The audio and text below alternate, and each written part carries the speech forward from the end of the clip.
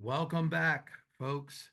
We're going to begin our podcast today. Welcome. Excited to have you here with what we read at beginning every podcast, puts it in perspective, what we're trying to do.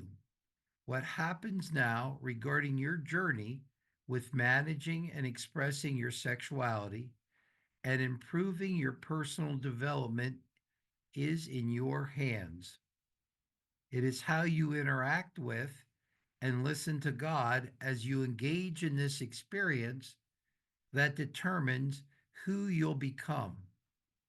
Our aim is to deepen your relationship with your personal development coach, God. Our time together is not meant to replace the essential connections you need to cultivate within your community. Everyone needs a place where they can be themselves, be fully honest in order to receive feedback and support. You need a support group, and this isn't it. We are here to enrich your relationships by offering insights about God and life that may inspire you to break free from ambivalence, encourage you to pursue new challenges, and enhance your interactions with those around you while aligning your choice of action with God's intentions. This is more than just an informational podcast. For knowledge not grounded in human experience won't lead us to change. Our podcast is designed to be interactive, as true change requires us to acknowledge our need for growth, develop new habits, and take the risk of sharing our unique journey.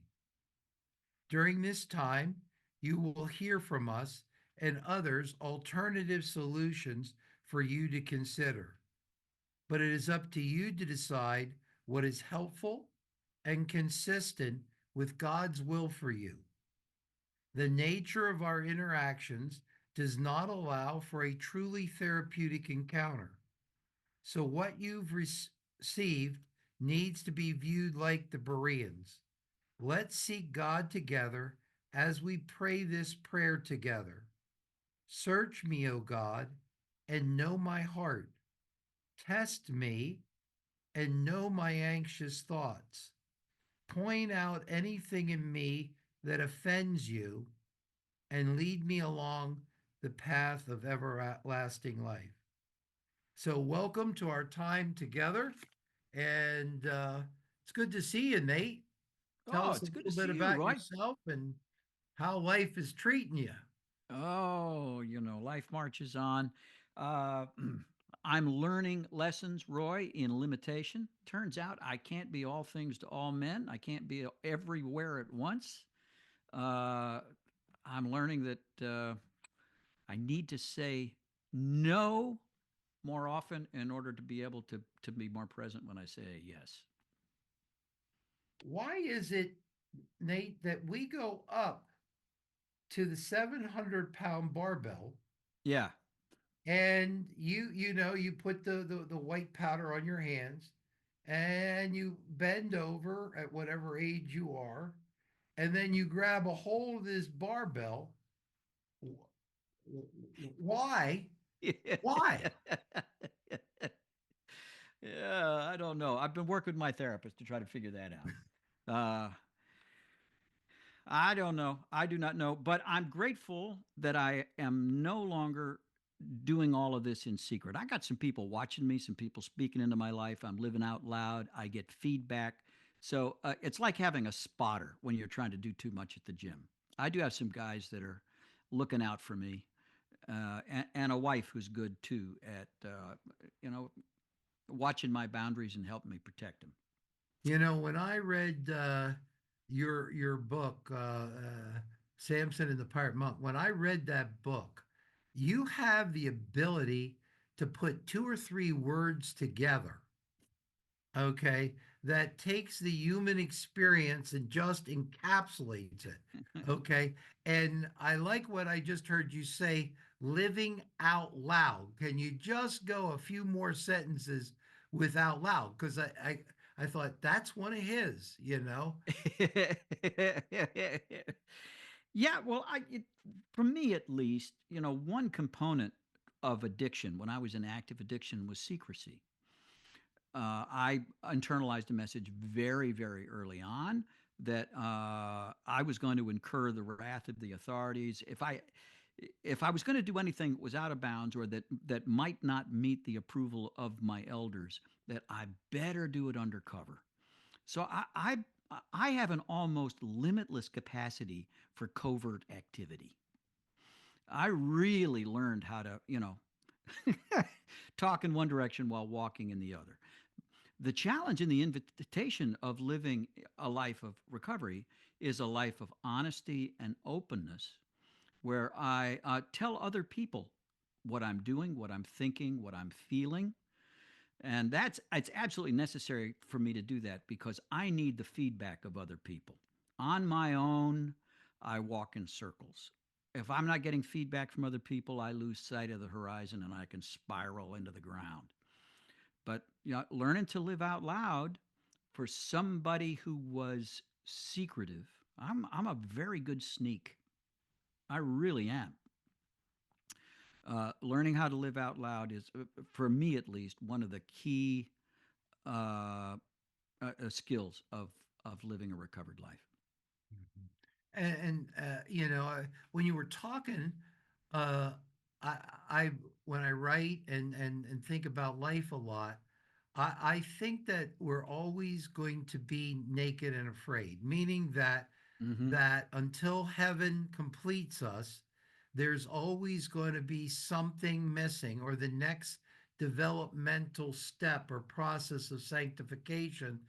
Jesus is walking with me, and the Holy Spirit's Mm-hmm. guiding me to face. And naked and afraidness just is it is like I know me, and then I know some things that I hide about me. But if you Mm-hmm. keep going down, there's some unexplored territory deep within me, Mm-hmm. and it reeks of naked and afraidness. It's Yeah. things that I'm not comfortable with, Yeah.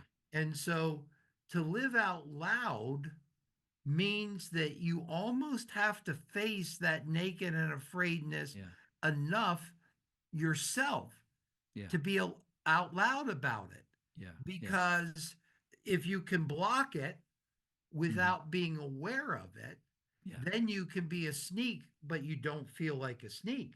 Yeah. All Yeah. right. Yeah. And then other times, you there. So over time, what we need to do is like I say, God, what is there about me right now that I would like to ignore? Mm. And you are planning on me not me dealing with, Yeah. Yeah. you know? Yeah. And there's always something. It's just Yeah. there is. Yeah. Yeah. Absolutely. Well, Micah, welcome to have you here. I'm glad you're here. In fact, I heard somebody, did they write in some questions? We have two We questions. have two questions, and if they're hard, they go to Nate, and if they're easy, they go to me. So we'll figure that out here in a second. Yeah. But is there anything you want to say as we warm up today? Yeah, well, I'm Micah. I'm an outpatient therapist. I am also our resident question asker. However, I would also say that any of you who are listening, feel free to chime in. Feel free to ask questions. We'd love to hear from you. You can also send a message in the chat, and we'd be happy to ask it for you. The first question we have, though, for tonight from one of our guests, it says, "What is the best course of action when the husband is trying to make things better in the marriage, but he feels like the wife is not trying to make things better?" Oh yeah. That is such a common complaint, and especially in early recovery. Look, it's a lot of work to do, to get honest, to uh, to start to do the step work, to face what you've done, to own what you've done. And I have a lot of respect for the men who are actively engaged in recovery. It's but it's difficult for those of us who are married or in relationships, to put ourselves in the shoes of the partner. I, all I know is when I got started in recovery, I got a good fast start. I was very proud of myself for finally doing this thing. I was making great progress. I was seeing real change in behavior, change in attitude. And I really wanted my wife to throw me a parade. I, I wanted a round of applause, and I wanted her to do her own work because I knew that if I had work to do, she had work to do. Now, I was warned by veterans in recovery that the biggest mistake I could possibly make would be to push recovery on my wife. I ignored that advice and I pushed anyway, which delayed her entrance into recovery. What it felt like to her was blame shifting, that I was making her responsible for my problem. Not, and so the advice I got over and over again was mow your own grass, stay on your own side of the street, do your own work, and be inviting and encouraging, but do not push and do not watch. Um, I know that I delayed my wife's healing by my insistence that she work. But when I finally stopped doing that, and she saw enough change in me and was in enough pain herself, she finally then of her own volition began to do her own work. But it's a hard time. We do this. Couples recover at a different speed, um, and I think one of the most helpful developments right now that I see is that there is more and more help for the partner now addressing the trauma of betrayal. Now that we recognize that for a significant percentage of partners, you know, the feelings that they experience and the behaviors that they exhibit after disclosure and discovery mirror those of somebody coming home from combat with PTSD. This really is traumatic. And as we learn to be more considerate toward our partners that we've traumatized with our infidelity and lying and gaslighting and all the things that we did to try to protect ourselves and hide our behavior, and as we let them do their own work and just provide support without pushing, then I'm seeing marriages get healthier faster with that approach.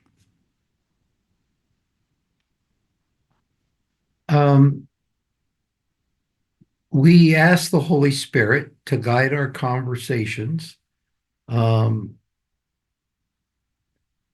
we're human, so we can't always assume that our statements are Holy Spirit Mm-hmm. driven.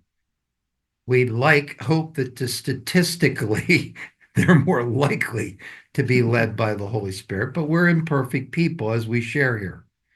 All right. So take a second, if you'd humor me, each of you, and take a moment and tell me a person you know that is psychologically attractive to you. Okay. Meaning that the way they relate to others, the way they treat themselves, the way they act, the way they treat the world, their view of the world, it is attractive to you. You would like to be like them.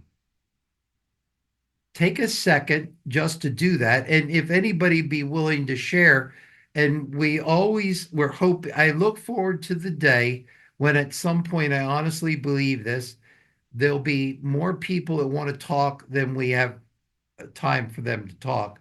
And then we'll have to figure out what to do. All right, about that. But maybe in the chat, okay? But it'd be nice to know what are the characteristics of that attractive person. I believe Jesus was attractive, okay? Because he got and we're talking psychologically, not necessarily physically, but that he was invited places that people don't invite you unless they reasonably like you, or there is a way you make them feel that is really, really positive. So what are the characteristics? And if you could type them in the chat or something, or say them out loud, what would be a characteristic of the person you can brings to mind? What about them would you go, I'd like to be that? Hmm. Micah, you can start out because we already know you're here, so you can Yeah. say it. But what would a person that you'd like to be like? Sure. And I don't think that this will surprise you, but I think one of the characteristics that is psychologically attractive, in my opinion, would be confidence, being able to carry yourself strongly in a conversation with other people. Okay. Yeah.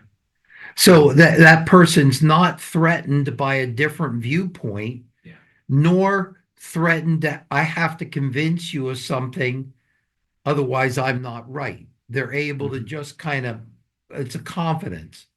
Okay. All right. Any other characteristics? One for me is graciousness. Mm-hmm. Okay. A person that is comfortable enough in their confidence to be gracious with somebody and not necessarily reactive if they're not them, or they do something wrong. There's a graciousness about them. It's like I'm strong and blessed are the meek. I could crush, but no, it doesn't, I accept where that person is on their journey and they're not there yet. Mm-hmm. Yeah. Anybody willing to say a word or two out there, or Nate, what do you find attractive in somebody? You go, that boy, that person is an example. I'd like to Yeah, be that. I find attractive a person who is quick to listen and slow to speak. Hmm.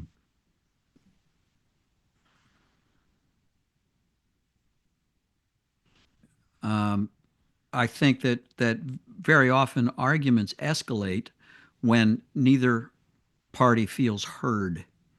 So, we just pile in some more intensity, raise the volume to try to get the other person to listen. But somebody who is not just sitting there silently, enduring the onslaught, but somebody who's actively listening, nodding, engaging, and not rebutting, um, wins my confidence pretty early. Hmm. Okay, so we know that we run into certain people that help us feel good in ways that are reality based. They're not slinging it, they're not making it up. All right, they're real, they're authentic. All right, we need to become that type of person to our spouse. Mm. And we have to believe that if we keep progressing in our recovery and we allow God to be our developmental coach, that God will lead us in a direction that God takes us to a crossroads, okay, if you look at the size of the roads, one might be broad and one might be narrow, I believe. I'm not positive, okay, but he takes us to the crossroads, and the broad or the comfortable way or the more natural way takes us psychologically in a certain direction. And the other way, which is narrow and may be more painful, actually creates more capabilities within us. Mm-hmm. But despite the gift of future capable development, we don't like to take it because there's that ouch that Mhm. comes with the free lesson. All right. And we don't want the ouch. All right. Now let's say Roy's having a good day. It's one of those days he actually does what God says. Okay, for a moment. All right. Not all the time. We're not going to try to sell that, but for a moment. And when I go down this road for a moment, God works with me until I get to the next crossroads. And guess what? One side is broad and one side is narrow. And Mhm. by now, we're pretty sure which one the Holy Spirit has taken us on. Now, eventually, because despite our best efforts, our willpower is really severely limited. Okay. Although, for making so many doggone mistakes with our will, you would think we would have given up our will a long time ago, but you better not try to mess with mine and take it. All right. So eventually I get to a crossroads, and at that moment I go down the broad way. Mhm. And when I go down the broad way, my development at that point stops until, but God doesn't. He will keep bringing that crossroads. Now, that crossroads can look like it's a different path, okay? Because there's many different ways to get to Rome. There's, let's say you have an anger problem, okay? There's many different facets of the anger diamond that God will work with you on, but he's going to keep taking you to the same general direction. And the neat thing about an omnipotent God is an omnipotent God, I don't know if you realize this or not, can control circumstances. Okay. Thus, he can put you, whether you want it or not, in areas relationally that take you to that crossroads. Now, I'd like to suggest, okay, that those people that we find attractive have been to some crossroads and done the narrow way, Mhm. went through the crucible of life, and were forged into capabilities that cause us to envy what they have accomplished that we have yet to accomplish at the crossroads of our life. And if we continue to go down these crossroads by faith and trust God to get us up that narrow road that we don't want to go on, all right, we over time will naturally become more attractive to our spouse. And Mhm. that takes a period of time. And that's somewhat Nate's answer Mhm. in what he said. Now, a second area is this. All right.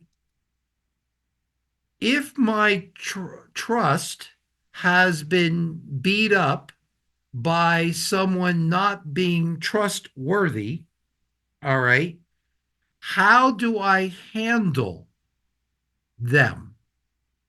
I handle them by holding on to a primitive defensive structure that pushes them away. So my dysfunction serves a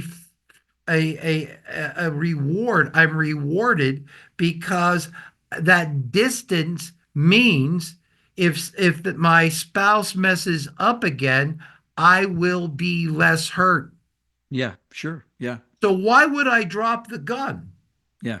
My way of defending myself until I'm sure. So some of that, okay, is a natural response that as you become more attractive, you will see them take chances. And when they take chances to touch the authentic you, let them control the pacing of it. Mhm. Because sometimes we go, okay, now I want us to be back to I love you, I love you, I love you. Okay. Well, every time we initially say, I love you, we remember how that person didn't define that for a long period of time the way we did. So Yeah. you let them build the bridge back. And if you're attractive, eventually it is more likely to that for that to occur. Lastly, and real quick, we marry each other at the same amount of identity health. Okay. So the addict gets connected more likely with the codependent. There is a seeking of a balance there. All right.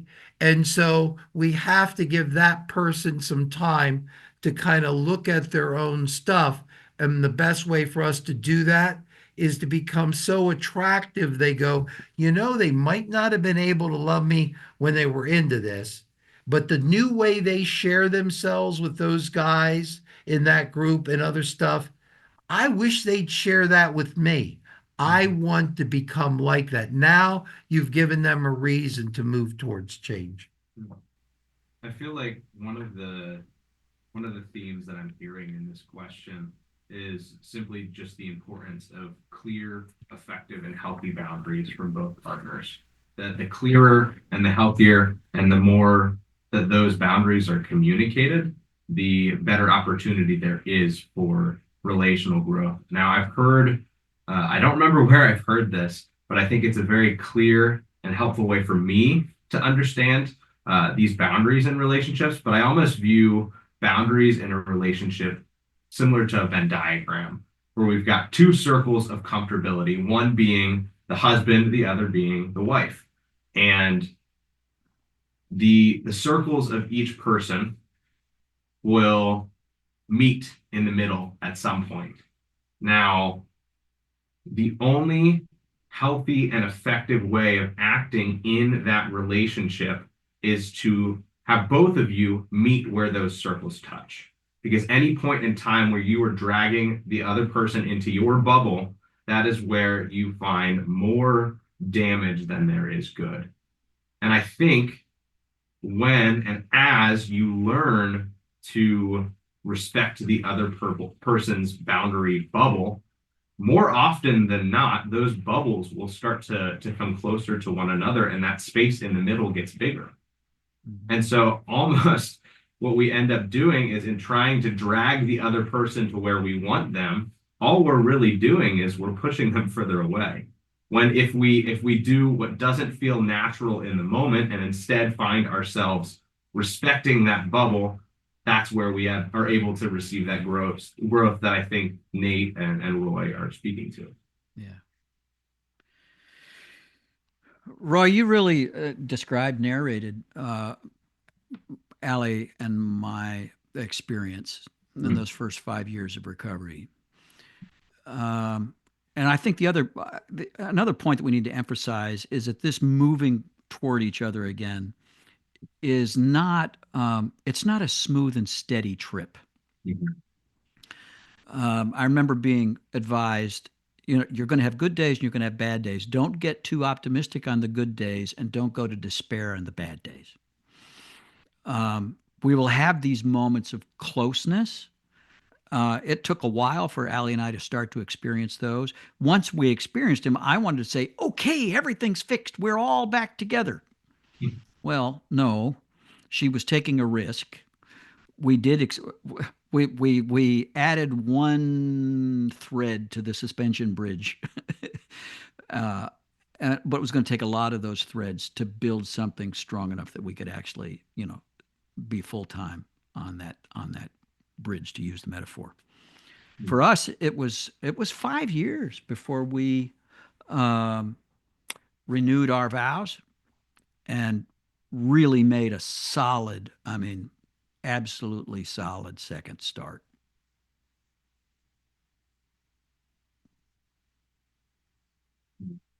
But there were good times in those 5 years, and there were hard times in those 5 years.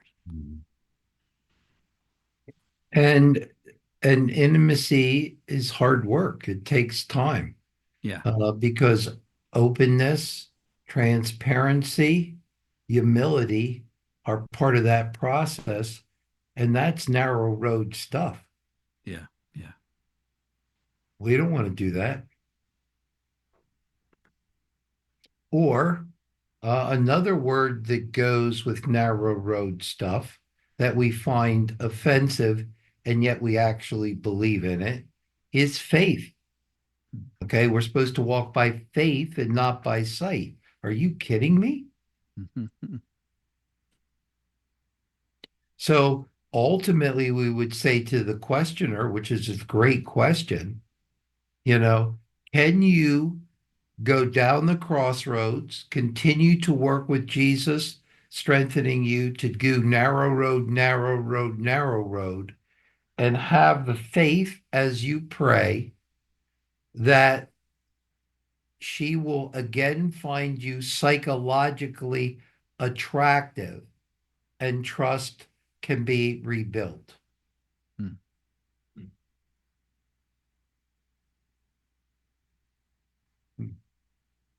That's good. I love the way you phrase that and frame it. Is there uh, anybody that wants to comment on this question, either through chat or verbally, before we move on?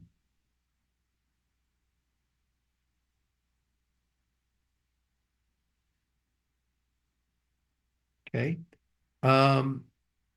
So what we might once in a while have, but it's hard to deal with this until over time we have more conversations amongst us all. But I'm gonna call it the question of the question of the last podcast. Okay. So if you ask a certain question and then it tortures me a zillion times between now and the next time we get together in the podcast, you get bonus points. Okay, you get bonus points. Okay, and the last time we were here, okay, somebody said this question, and I went, "Oh, I wish we could have talked about that for several hours." And it's hard as a therapist to kind of help people when you're shooting in the dark at a question versus if they would say, "Hey, Roy, this is why I asked that question." Okay, because the solutions we gave to that question were maybe helpful, but if we would have heard the pain and the human suffering on the other side of the question, um, more might have come. So I've been talking to that individual, okay, for several hours, unbeknownst to them or anybody else in my head. Why, if this is why they asked the question for this reason, here's the answer. If they, or not answer, because it's not that simple, but, respond. All right. So the question last time, and we're going to move on to another question, unless somebody wants to talk about it further, but I need to just stop this question, get it out of my head. All right. And the person said, "What do we do with self-hate?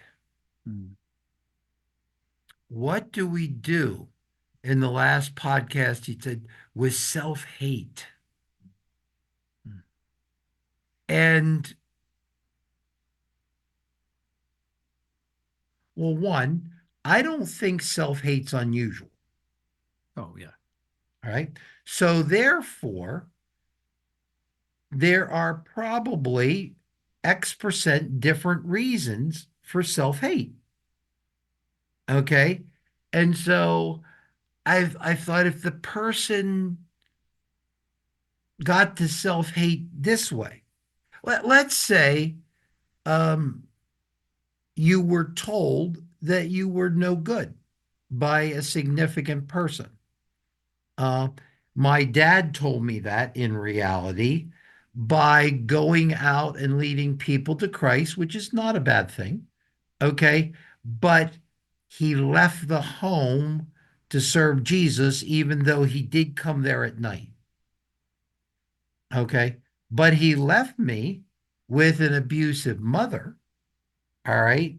Who basically told me, "You're just like your dad." And it didn't take long to figure out that wasn't a good thing. All right. and that I was no good. In fact, she'd say, "You have a bad personality." So I think maybe I became a therapist to even figure out what a personality was. But so when whoever said that the last time, I could feel it, or maybe it's the unforgivable sin, you Mhm. know, the numerous affairs, or the what, it's the unforgivable sin, that causes that ongoing self-hate. We're in the process of raising some money. At some point, we'll be glad to sell you a nail for $100 or more to build a Christian retreat center. But this cross that we're building, and someday we'll show you a picture of, is going to have 3,500 nails in it. Okay, thing's going to weigh a ton. All right. Yeah. Yeah. Every place you look in that tree, there's going to be nails. All right. And and the reason why we want that, and each garden's going to have a theme, and we don't have time for that, but this is the where you begin. And the reason why that that that cross is going to have so many nails in it is because how many times, Nate, have you heard, "There's no way Jesus can forgive me for that"? Yeah. Yeah. Yeah. So we figure out that if you walk up to me and you say, Eugene or Harold out there, Phil, they say, "There's no way Jesus could die for that." Okay. I'm a weird enough therapist. I'm going to hand them a book of a notebook filled with pages and 7 or 8 pens, and say, "Start filling out your sins. When you get to past 3,500, maybe that's the one he didn't die for." Mhm. Okay. But the theme of the fundraising that we're going to do is called it "He Nailed It" campaign. Mhm. He nailed it campaign. Okay. And if that self-hate is based on any choice of action, Jesus nailed it. Mhm. He nailed it. And so, but so I needed to stop this self-hate discussion. Does anybody want to talk about self-hate in real time? If not, I can quit thinking about this.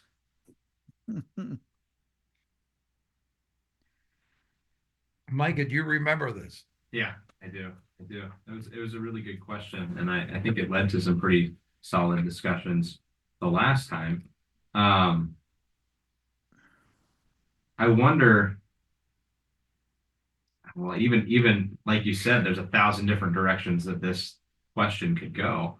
Um, would it be at all helpful to maybe explore some of the more common ways that self-hate might appear, Mhm. Mhm. or how self-hate manifests itself? I don't know if that would be a good conversation to have, or is that a helpful conversation to have? You Well, know, I don't know, one, if we can think of all the possibilities, but Sure. frankly, I think it's endless. Yeah. All right. yeah. And secondly, when you feel the heart of somebody that says that, Yeah. okay, it just feels like this guy is crushing himself. Mhm. It's just crushing himself with no option Yeah. to feel better. Incredibly And high standards. yeah, yeah, and I went, "Oh man, God help my brother here," Yeah. you know, and give him a miracle in his life that he he for at least a period can taste what it's like not to have self-hate. Yeah. I remember going into my first 12-step meeting absolutely drowning in self-hate. And I think self-hatred really fueled an awful lot of my, medicating behavior. Mm.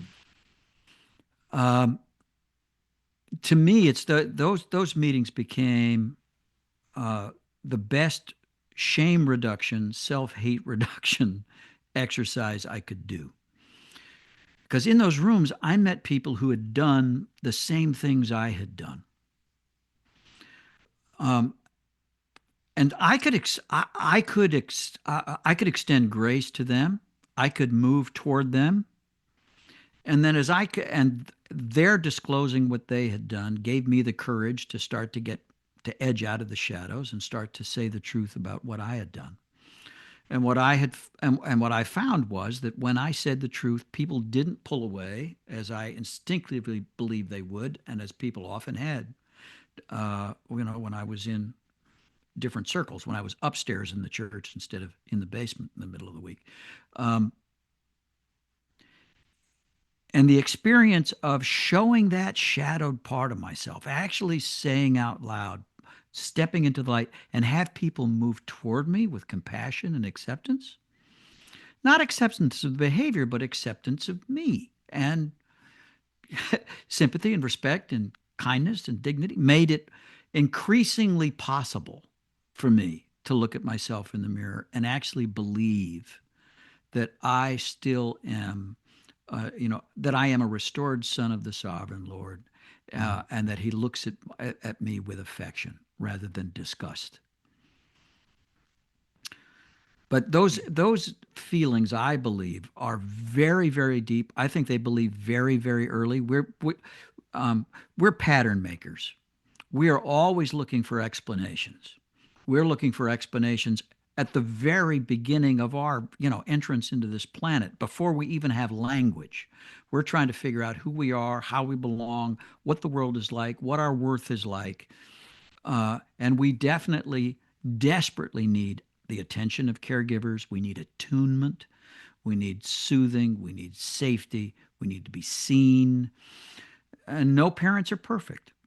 And circumstances are sometimes very difficult. And when we find ourselves, some part of us ignored, or if we get a strong negative reaction for something we've said or done, it's the explanation that we most easily come to is, it's about me. I'm defective. It isn't the fact that mom and dad are unhappy with each other. I'm unaware of that. It's not work pressures. I don't know anything about work pressures. It's everything is just centered on me. So every explanation I arrive at early on, and this is even before I have language, every explanation revolves around me. And so it's very easy for me to conclude early on that I'm defective. I remember telling a therapist that I had to go visit for a psychological evaluation as I was being considered for ordination by the Presbyterian Church. And I remember telling that guy, I believe I have a congenital defect. I couldn't describe what it was. He just kind of winced, but didn't push back, and he approved me anyway. But he told me I was in for a rough road. Yeah. So I think that self-hatred comes early, and I think that it takes. There's a saying that we're wounded in relationship and we heal in relationship. That self, when I am self-rejection with self-hate is very strong. I need to experience acceptance from somebody outside myself, from another person. And of course, when you can actually experience the grace and acceptance of God, and get over this idea that God is always mildly disgusted with me, to believe that he actually is delighted, that he smiles when he sees me approach, that he sings over me with affection, all that lovely language of the Psalms, when I can appropriate that for myself and begin to see that, yes, I am not perfect, but I am still loved and lovable, then that poisonous self-hatred can begin to evaporate. Nate, I feel like you're kind of speaking Roy's language, because I feel like what you said is that a lot of self-hate is rooted in identity struggle.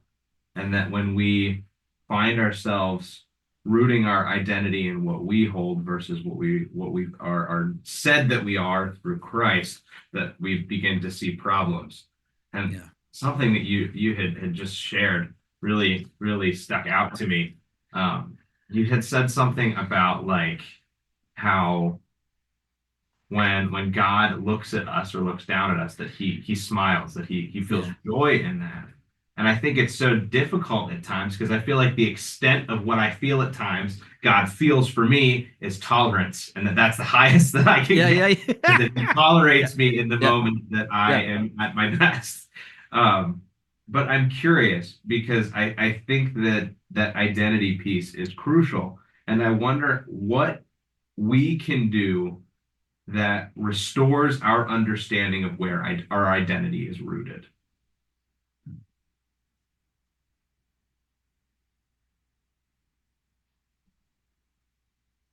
How do we bring ourselves back to the understanding in the moments that we are feeling our worst, Yeah. that our identity isn't rooted in the things that we do or the things that we say, at least not in totality, but that it's rooted in our identity found in Christ? You want to go with that? Then when you're done, I'm going to offend everybody. Okay. So we'll start, and then I'm just going to stir the pot, and then I'll leave right when it gets right, and let you and Micah clean it up. Okay. Okay. All right. I do think that this has a whole lot to do with attachment. Hmm. That in our feelings of unworthiness and alienation and all that fear of self-hatred, we detach. We detach from others. We detach from ourselves. We detach from God. Um, and I don't think we can find our feet again until we can find some secure attachment, a safe place for us to attach, and to believe that the word the Old Testament uses is hesed, God's unfailing love. It really is all about attachment. I need to spend some time daily in conscious attachment with my Heavenly Father before I can begin to believe that He actually says of me the same thing He said of Jesus on the day of His baptism. This is my beloved Son, Mhm. in whom I'm well pleased. Mhm. Jesus, uh, when I can internalize that feeling, when I can sense that I'm actually attached to my Heavenly Father, I can move with a great deal more confidence and self acceptance and extend a lot more acceptance and grace to others. But man, when I don't feel attached and connected, I get defensive, I get evasive, and things can get pretty dark pretty fast.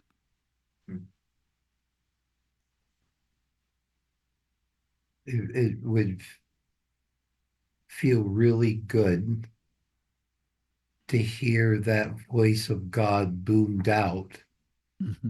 in a way that we wouldn't block, and we would believe, Yeah, and then we would act. yeah.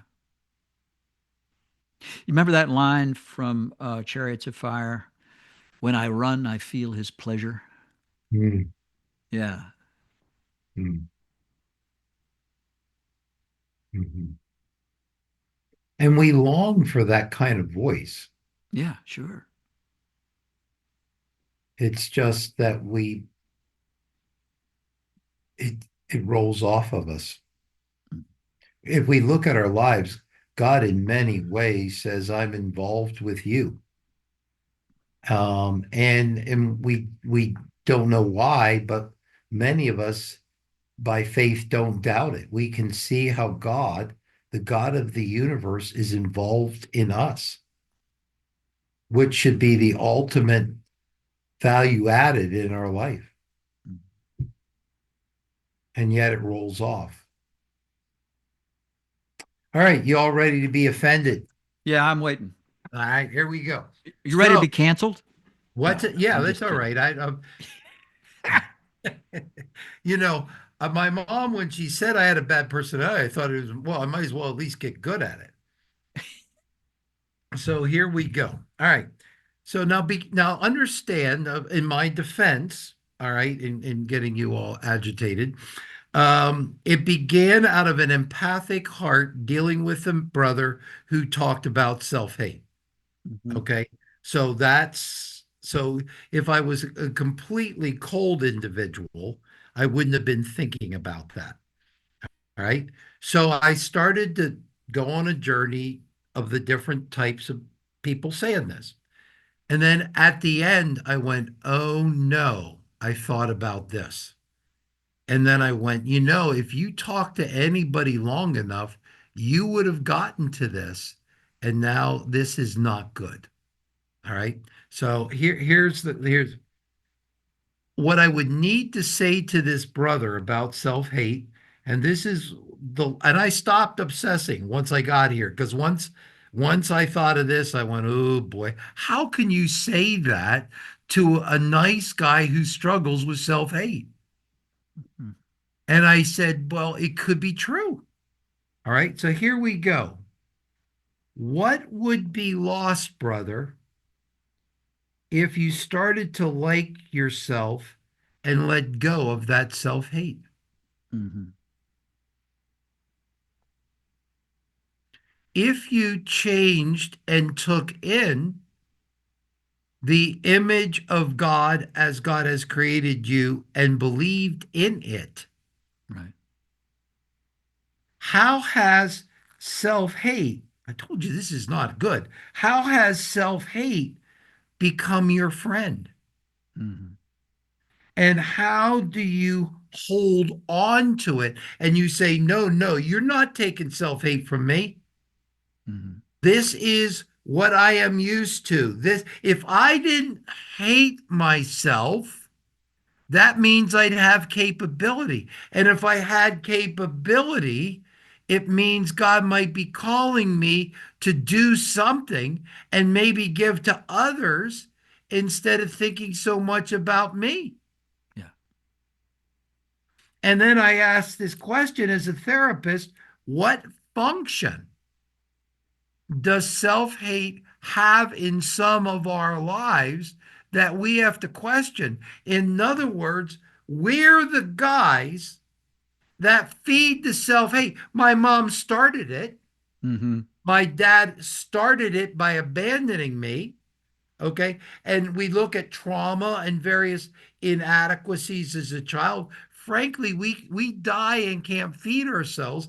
Nate, I like what you said. We starve to death. Mhm. And the power is somebody else's arm handing us the food. And if we're honest, we go, eventually, that's not our arm. Mhm. We are dependent on our survival, and we can't take care of ourselves, which is, you didn't say genetic, but wherever that original something came from, that black mark, it makes perfect sense. Mhm. But at some point, does the self-hate flip to me in a way that I'm used to it? I like it, I use it, and I feed it. And now technically it becomes a blankie to me, a teddy Mhm. bear to me, and I cling to the self-hate because wife or son or daughter, what can a dad that self-hates give you, or a husband or an employee, or a person sharing that, what, self-hate? None of that is expected. Mhm. So at the end of all the things, I ended up there and went, gee, what is the function of self hate? Mhm. And do we cling to it and do we hold on to it? And what happens if God takes our hand holding on to self hate, and he takes this finger and this finger? I got to be careful which fingers I'm using, what in what order here. And that eventually we let go of it. Yeah. What's going to replace it? Mhm. And how do we use it? I do think you're absolutely right, Roy, in that self hate is an extreme form of self centeredness, right? I remember, that's being described as an addict as, you're the egomaniac with an inferiority complex, right? The piece of crap the universe revolves around. Somehow I find my identity in being the perpetual screw up. It lowers anybody's expectations of me, and it gives me an easy out every time I mess up. It also allows me always just to keep the focus on me. I I, I do think that's why. I mean, I ongoing sobriety. That's why step 12 is a service step.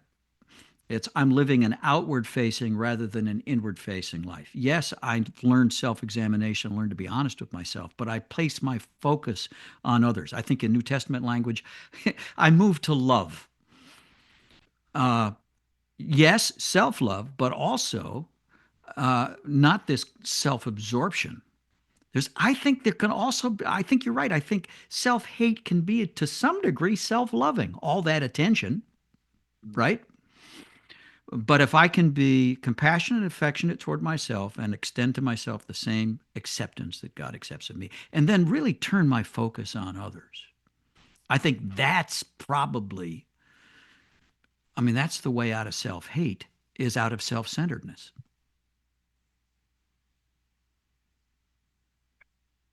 Yeah, I just wrote this down. God, a prayer. If you think this could be you, God, help my self-hate be less attractive to me, Mm-hmm. Yeah. and help me have the courage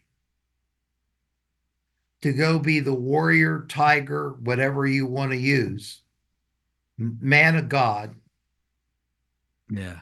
that would directly contradict the teddy bear I've been carrying my whole life. Mm. It's a really good word, the word attractive. And I don't think I put those pieces together until you said that word, because I don't know about anyone else who is listening, but I think sometimes even for myself, as I struggle with my own self-hatred through certain experiences, not always, but certain experiences, sometimes I find myself or catch myself convincing me that that self-hatred is righteous, that I am in self-hating, that I am recognizing my sin and seeking to be better than I am, when in reality it's pointing me in the exact opposite direction. Mm-hmm. So I really like that. I really like that connection. So we can actually distort God, Yeah. to cling to our own self-hate. Yeah. If God would only actually biblically cooperate. Yeah. And it's incredibly easy too.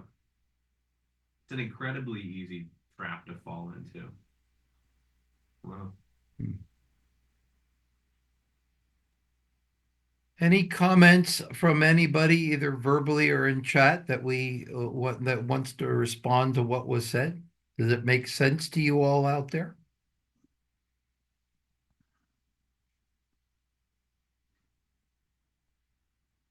I see a nod anyway. That's good.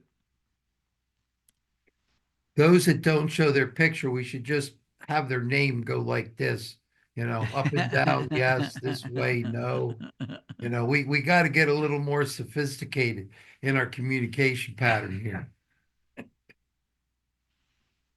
Maybe another question. All right, another question came in from somebody. Good. Yeah, this was a comment or question, in a little bit of a different direction, but I think it's a good one to spend some time with. It says, currently there's a gentleman in a local men's biblical leadership group who has been attending for quite a few years. It's come out recently that he's actively seeking women online. He's been asking or asked to leave 3 or 4 churches due to inappropriate conduct with younger girls. I'm afraid he's only attending the group as a smokescreen, and that's in quotes. Says he's in denial, lies, refuses help. As far as I know, is simply hiding. His wife is at her wit's end and ready to divorce. Should the lead team at this ministry be informed? A lot of pieces. Mm. Mm. Well, I would follow the lead of the Apostle Paul in 1 Corinthians. Confronted with a similar situation in that early church there, where there was some un- well known but unacknowledged and excused inappropriate sexual behavior, but somebody who was unrepentant. Mm. I think that the theme has got to be Jesus is always so kind and gracious toward the repentant sinner, and the church always needs to be a safe place for the struggler, for the repentant sinner. The person who is a danger to the community and a danger to himself is the unrepentant sinner. And sometimes the most kind and gracious thing you can do to somebody who's unrepentant is to actually force their hand, which is what Paul, in his first letter to the Corinthians, advised the church to do. It was a draconian step that he said to take. And it seems to have worked. By the time we get to 2 Corinthians, by then Paul's advice is to restore this brokenhearted, repentant brother to the fellowship, and to look to yourselves lest you yourselves be tempted. Obviously, I don't want to endorse, gossip, any kind of, disclosure of somebody else's, sin has got to be done. It's got to be. I don't know that. I'll let Roy talk about the guidelines. But are you with me on this, Roy? Do you think that there's a time for confrontation if somebody has a repeated pattern behavior that it's quite clear it's what they're doing, but they're not acknowledging, they're hiding, and enlisting others as confederates and co-conspirators in their duplicity, that you got to do something about it? Yeah, I am, but as a weird shrink, I always approach things. We march around Jericho for at least 7 or 8 days, and then we go in. Okay. Yeah. So my first thought, okay, and so I'm assuming somebody asked this question, okay?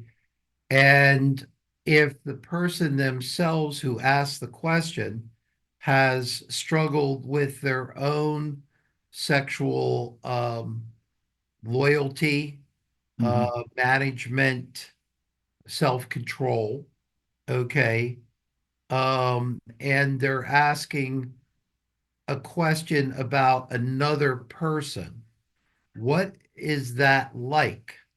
Okay, to see somebody like you were, okay, or still are, or a person that has a possibility, acts in a possible manner you could, in a way that you struggle with Mm-hmm. or are legitimately fearful or aware of making sure that you want to manage that. Okay. Mm-hmm. And I would always say, make sure that whatever you're observing in someone else that agitates you, okay, and I'm not saying it shouldn't, okay, there's lots of things in there that aren't good, and look at yourself and Mm-hmm. make sure that you're not unconsciously envious of what they're doing, okay? Or if I if I'm motivated to whack them, which they need confronted, so I'm not saying not, but the motivation is partially I'm externalizing Mm-hmm. a whack at them, when in reality I need I need to look at what are you into, Roy? What's Mm-hmm. going on there that's similar? Uh, because there, but the grace of God go I. All Mm-hmm. right. And so as they start to circle and decide the plan in, I believe we need to look at what my motivation is. Yeah. Okay. Because if that in that interaction you get out of whack, Okay. And you may not do what that other person does, but I don't know if you can go, Nate, maybe you can help me. Does God go, you're allowed to do this unholiness because the other guy's unholiness is worse? Yeah, no, no, no. And uh, and there are also, I mean, there are these Matthew 18 guidelines. I mean, you don't just go the nuclear option and make it all a group thing. Right. You got a concern about a brother. The first step is to go and talk to that brother. Um, and I think even before you do that, I think, Roy, your point is so well taken. Before I talk to him, I've got to look at myself. Why am I so agitated? Am I externalizing? Am I excusing? Am I projecting? Um, Because if you work on your motivation and you know you've gone in there, that guy's going to want to say your motivation is bad. yeah. All Oh, right. sure. Yeah. But if you know the Holy Spirit and you have faced and are looking at that place honestly, then you approach that guy with a firmness and humility that Yeah. he may kiss off it because he just doesn't want to accept the confrontation, but he'll know that you know. Yeah. Yeah. Yeah. Okay, he'll know that you know. And it is more likely that if you do your homework, the conversation will go better. Not necessarily that he'll accept it, but he won't be able to kiss off your motivation for Right. being anything than the godly motivation that it is. Yeah. Right. And a lot of times there's ways to say things to people that dominate them. Yeah. And then there's ways to say, brother, this is it. And then they can dance and claim that it's not what you're saying. And you just Mm, go, you need to know that there is a way you're familiar with women that I believe automatically tests them to see if you can be even more familiar. mm-hmm. And that it's the way addicts act, Mm-hmm. that they'll test and then up the ante on the familiarity, okay, until they're sure they can be more direct with that target, and they've got that target. We've got a special relationship with that target, Mm-hmm. and they're cut out of the herd. So Mm-hmm. now we've got Yeah. our own inside language, our inside jokes, okay, and it's a hunt. It Yeah. is a predatory hunt. Yeah. Okay. And when I hunt deer, I'm hunting as a predator. Yeah. Okay. And I do things to work in my favor to get that buck. All Yeah. right.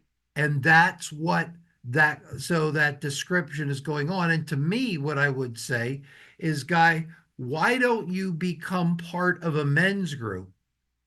And that's where you grow. Mm-hmm. And you need to grow with a men's group and get which includes the confession and a wide variety of stuff before you are safe enough to do out there the more couple oriented or more church community stuff. Mm-hmm. So you're offering him a intimate option, but it's an intimate option that is separate from the false way he chooses to find intimacy. Mm-hmm. And so I would reach out and say, look, I once had an employee, a doctor, and he kept being familiar with people. And I realized that there was a pattern. Now, this shocks you. Okay. He would hug the women and never the men. All right. Now, that seemed a little weird to me because if you're hugging, you can hug everybody unless there's a reason between why you're hugging somebody and not the other person. And those that struggle with addiction know exactly why he was hugging women Mhm. and not the men, but there was some familiar conversation. And he and I had a chat, and I said, you're done hugging women, and you're done having familiar conversations with a woman. And anytime you need hugged, you just tell me and I'm going to hug you. All right. And a couple of times a week, I'd walk up to this guy and I'd say, it's time for a hug. All right. I don't think he ever wanted to hug me. I never had that Jesus attractive thing down right, I guess, but he didn't really want to hug me. All right. But I guarantee you, what did I tell him that week? I'm on it. Mhm. I'm watching it. Yeah. Okay. And I'm going to deal with you if I have to deal with you. And I hugged him for several months before he left the company. Probably because the owner of the company hugged him too much. I'm not sure, but but so to me, I would suggest that you watch the brother and you try to develop an intimate connection with the brother once you've got your motivation right, and create the conversations that, even if it is, I see what you're doing, and if I was doing that, this would be my motivation. Mhm. And that's not what our community needs. And so what we're going to do is, let's get you and I close, or let's get you in with a group of men that are close. Now, obviously, if he had a same-sex attraction, in this case, I wouldn't be hugging him every week. Okay. Mhm. We would have to come up with another theory on how to deal with this issue. But to me, it's offer him a healthy alternative, while at the same time you let him know you will not cooperate it with it. And after he turns that down, and he may as a predator, okay, then the next best step we can do is to make sure you're not a predator in my territory. Okay. Mhm. And it'd be nice to be able to have the magic pill and stop him from harming people out there, as we wish in our own journey we wouldn't have harmed people. All right. But at that point, I would let the authorities know this is what it looks like. I've talked to him about familiarity. I've invited him to have more of an intimate male conversation, and work at that direction. And he continues to hunt. Obviously, if you see him hunting young folks, um, that everybody can be vulnerable, but of a vulnerable population, then you need uh, to scream a little louder. Roy, I've got two thoughts slash questions I kind of want to add into that. Because at least when I'm reading this, it looks like it says that it says currently there is a gentleman in a local men's biblical leadership group. Mm-hmm. So it sounds like he's already in that group. So one, I'm curious, how does that change your response? I forgot that. In fact, the question was so doggone good, but it was long. Yeah, To yeah. me, I would look at him and say, you're in this group, and this is what I have observed. Okay. Okay. So start the conversation. And the way you're coming across to women, it feels uncomfortable to me. All right. Yeah. And I find myself wondering why you would act that way in such a familiar fashion. And I also see that you're into guiding female youth. Okay. Sometimes people have said, Roy, um, I've had a number of people work for me for a lot of years, and suddenly you'll catch somebody doing something, um, stealing money or cheating people. Okay. Let's say giving them a session that's shorter and charging them, the government or whoever, the same rate. All right. And they'll say, but Roy, I'm disorganized. Okay. It was a mistake. I'm disorganized. If you're disorganized, okay, then you screw up in both directions. All right. Sometimes you give more of a session. Sometimes, doesn't make it right, you give less of a session. But if every time you're disorganized, okay, it goes a certain way and it's in your direction, that's not disorganization. Okay, I'm ADHD.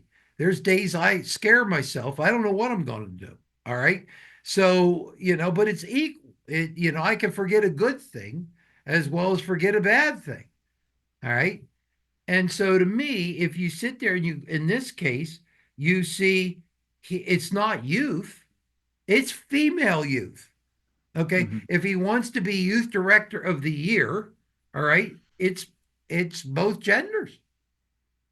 All right. And when you start to see that patterning of the brain and the targets start to unfold, then I go, I'm going to talk to him. So you're in a biblical leadership with me. I say, can I take you out to lunch? We go out to lunch. And I say, the reason I want to share this with you, okay?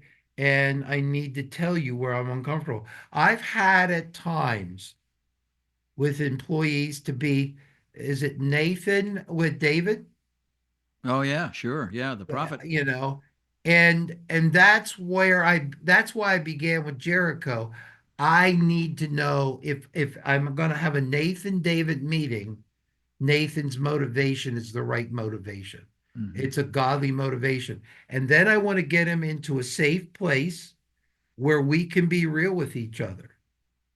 And I would say, what kinds of things are there? Is there? Do you struggle with pornography or what's going on that continues to stimulate the behavior that creates the familiarity?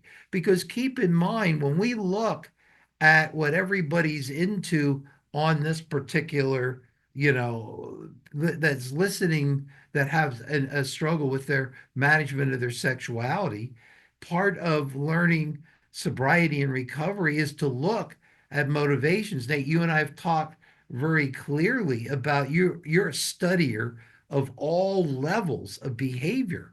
You're not just looking at it here, you're looking at all the levels of the Mm-hmm. complex Nate identity and trying to feel and work at it. And you're constantly trying to get down to the next bottom. The next bottom God wants to take you with to. Okay. And that's healthy. All right.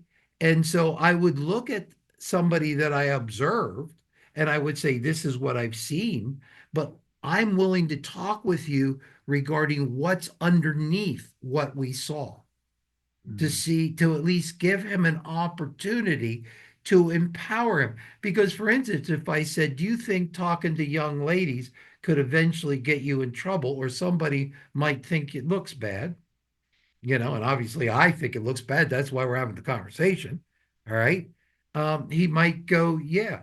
All right. And to me, I want to go, let's talk about, but did I really help him? I didn't help him. Okay. He knows already that he's doing that. All right. I say to an employee, you need to do this. All right. Because if not, I have to deal with you as an employee. Most of the time, they're not shocked. They know exactly what I'm saying. Right. So the question is, how do we help them get underneath, start the story journey? So I don't want to just say talking to them is not helpful. I want to help them explore what creates that. I Mm-hmm. went on too long, so you and I have another piece I kind of want to add to that because I'm looking at the question now, and there isn't necessarily something that screams that this person has to be a believer or a Christian.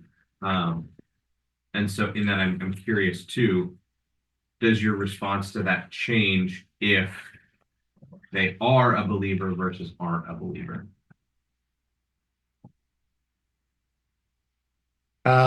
if you're harming yourself, Yeah. your spouse, the family you represent, and a child or someone younger, um, I'm going to tell you. I'm just going to tell you. Yeah. Okay. And I don't have to be right. All right. I have to say it. And look, you can tell people stuff if they then give you another explanation and you're wrong. Okay. So you're wrong.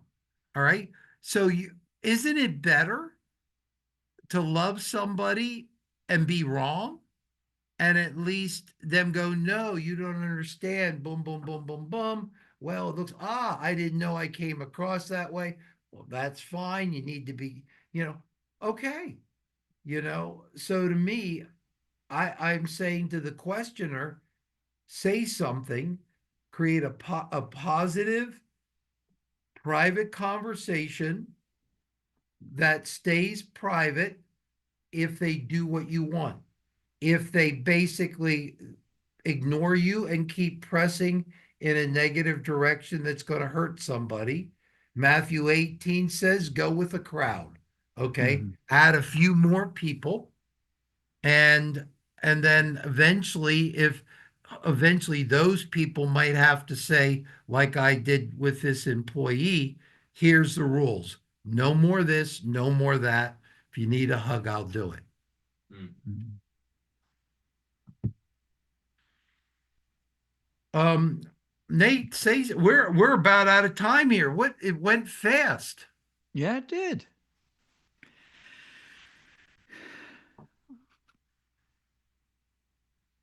Are you looking at me for a wrap up Yeah, is there, there Larry? anything you want to add to this questionnaire with this question before I read our famous closing? Yeah, no, yeah, I think we need to find the middle ground between on the between humility and courage. There's a part I'm conflict averse. I don't like confronting anybody, and but I do know that I don't change until it's less painful to change than to stay the way I am.